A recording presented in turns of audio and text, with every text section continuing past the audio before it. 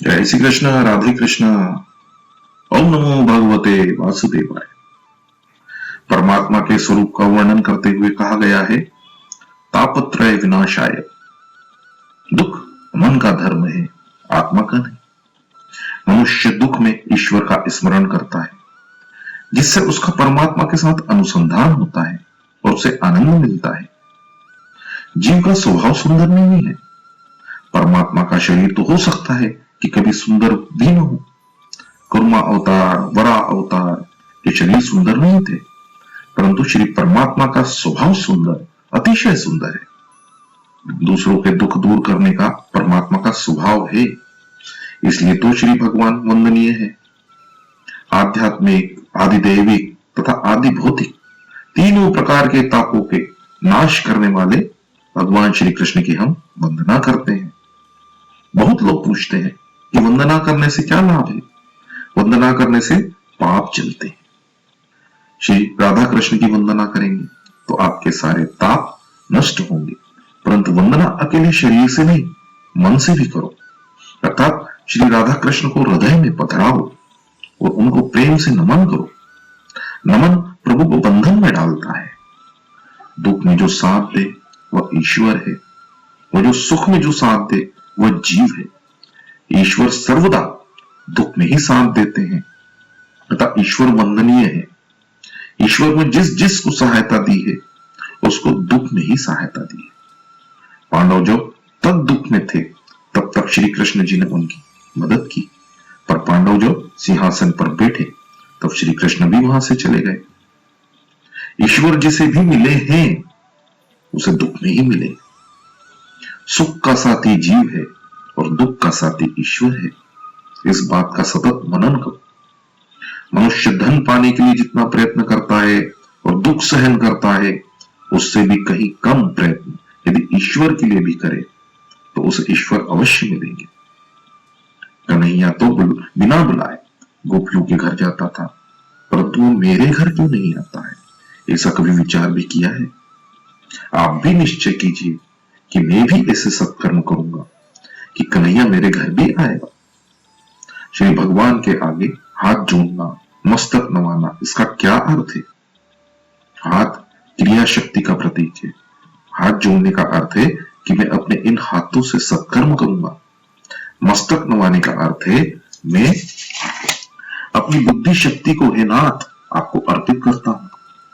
वंदना करने का अर्थ है अपनी क्रिया शक्ति और बुद्धि शक्ति भगवान को अर्पित करनी चाहिए।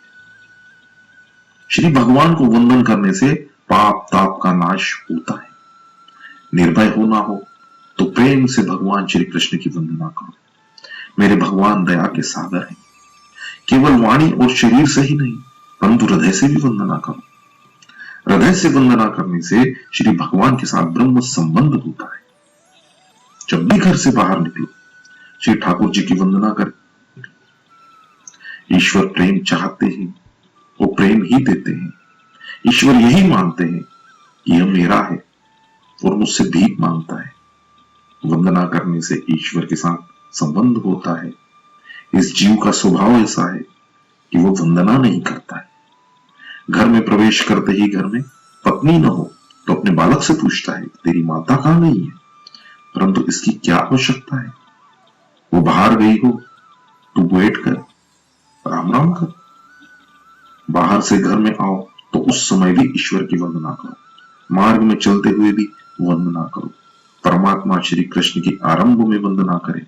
यह जीव जो प्रेम से प्रणाम करे परमात्मा को, तो उस पर परमात्मा प्रसन्न होते हैं।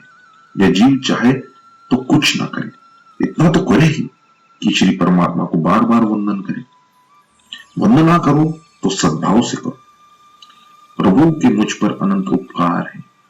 श्री परमात्मा ने हम पर कितने उपकार किए हैं। बोलने के लिए, खाने के लिए जीभ दी है, देखने के लिए आंखें दी है, सुनने के लिए कान दिए हैं, विचार करने के लिए मन दिए हैं। बुद्धि और विचार शक्ति भी परमात्मा ने ही दी है। ईश्वर के उपकारों को याद करो, याद रखो और कहो कि हे भगवान मैं आपका ऋणी हूं। ऐसी उत्तम भावना के साथ वंदना करो। कहो कि मेरे परमात्मा तूने मुझ पर कृपा की है, तेरी कृपा से मैं सुखी हूं। मेरे पाप तो अनंत है, परंतु हे नाथ, आपकी कृपा भी अनंत है। श्री परमात्मा की वंदना उत्तम भाव पूर्वक करें तो वह अवश्य सफल होती है। विचार करो कि प्रभु ने जो मुझे कुछ दिया है, क्या मैं उसके योग्य हूं? हे नाथ, मैं तो योग्य नहीं हूं, मैं तो पापी हूं। फिर भी श्री ठाकुर जी ने मुझे संपत्ति और प्रतिष्ठा जगत में दी है। जीव योग्य नहीं है, फिर भी जीव को प्रभु ने अधिक दे रखा है। हे नाथ, आपके उपकार अनंत है। वंदन करने से अभिमान का बोझ कम हो जाता है। श्री ठाकुर जी का बिल्कुल वजन नहीं है, कारण उनमें कोई अभिमान नहीं है। श्री कृष्ण तो बोढ़ाना की पत्नी की नाक की नथ से तुल गए थे। श्री भागवत का आरंभ भी वंदना से ही किया गया है और वंदना से ही समाप्ति की गई है। नमामि हरि परम। अकेले श्री कृष्ण की वंदना नहीं की है, अपितु कहा गया है श्री कृष्णाय, राधा कृष्णाय वयम नमः। श्री जी का अर्थ है राधा जी। श्री राधा जी के साथ विराजमान श्री ठाकुर जी की मैं वंदना करता हूं। परमात्मा की वंदना कर लेने के साथ श्रीमद् भागवत के वक्ता श्री सुखदेव जी की वंदना की गई है। वंदन करके तुम्हारी क्रिया शक्ति और बुद्धि शक्ति अर्पण करने के पश्चात कुछ अघटित कार्य का विचार न किया जाए। पढ़ने और विचारने की अपेक्षा जीवन में आचरण अधिक श्रेष्ठ है। वेदों का अंत नहीं है और पुराणों का पार नहीं है। मनुष्य जीवन लघु है, छोटा है और शास्त्र का कोई पार नहीं है, परंतु उस एक को अर्थात ईश्वर को जान लोगे तो सब कुछ जान जाओगे। कलयुग का मनुष्य कम समय में श्री भगवान को प्राप्त कर सकता है। यही तो श्री भागवत में बतलाया गया है। सूत जी कहते हैं, 7 ही दिनों में राजा परीक्षित ने सदगति प्राप्त की थी, जो मैंने अपनी आंखों से देखा है।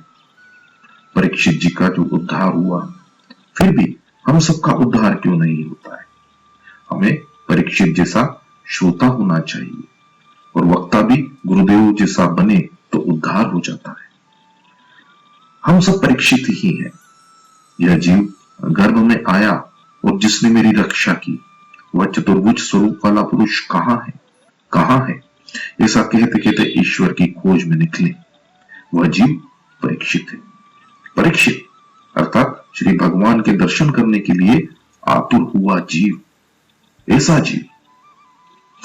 परीक्षित जी की आतुरता का एक कारण था कि उन्हें मालूम हो गया था कि 7 दिन में 7वें दिन मेरी मृत्यु होने वाली है। तक्षक नाग मुझे डसने वाला है। जीव मात्र को तक्षक नाग डसने वाला है।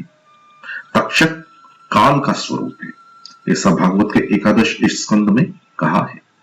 काल रूपी तक्षक किसी को नहीं छोड़ता, वह 7वें दिन डसता ही है। सप्ताह में कुल 7 दिन हैं। इन 7 दिनों वार में से किसी एक वार, किसी दिन को यह काल अवश्य डसेगा ही। इन 7 वारों में से कोई एक वार हमारे लिए भी निश्चित तो है ही। तो फिर परीक्षित जी की तरह काल को मत भूलो। कोई भी जीव क्यों ना हो, उसे काल का भय तो लगता ही है। मृत्यु का भय केवल मनुष्य को है ऐसा नहीं है, ब्रह्मा जी को भी काल का भय लगता ही है। श्री भागवत मनुष्य को निर्भय बनाता है।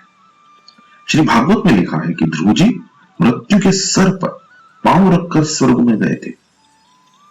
परीक्षित राजा समाप्ति में बोले हैं कि मुझे अब काल का भय नहीं रहा है, मुझे काल का भय नहीं लगता है। भागवत सुनकर परमात्मा के साथ प्रेम करने पर उसे काल का भय नहीं लगता है। जो भागवत का आश्रय लेते हैं वे निर्भय बनते हैं। लोग मृत्यु को अमंगल मानते हैं, परंतु यह मृत्यु अमंगल नहीं है। मृत्यु काल परमात्मा का सेवक है, अतः मंगल भी है। श्री ठाकुर जी को लगता है कि मेरा बालक अब योग्य बना है, तो वे मृत्यु को आज्ञा देते हैं कि उस जीव को पकड़कर ले आओ, जिसे पाप करने का विचार भी नहीं आता है। उसकी मृत्यु मंगलमय होती है। जीवन में मनुष्य मृत्यु का सच्चा भय नहीं रखता है, इसी से उसका जीवन भी बिगड़ता है और मरण भी बिगड़ता है। अंत काल में मनुष्य को जो घबराहट होती है वो काल के डर से नहीं होती, किंतु अपने किए हुए पापों की याद से होती है। पाप करते समय तो मनुष्य डरता नहीं है, डरता है तब जबकि पापों की सजा भुगतने का समय आता है। व्यवहार में लोग एक दूसरे का भय रखते हैं। मुनि सेठ का भय रखता है, कारकुन अधिकारी का भय रखता है आदि, जबकि मनुष्य किसी भी दिन ईश्वर का भय नहीं रखता है, इसीलिए वह दुखी होता है। जय श्री कृष्ण, राधे कृष्ण। ओम नमो भगवते वासुदेवाय।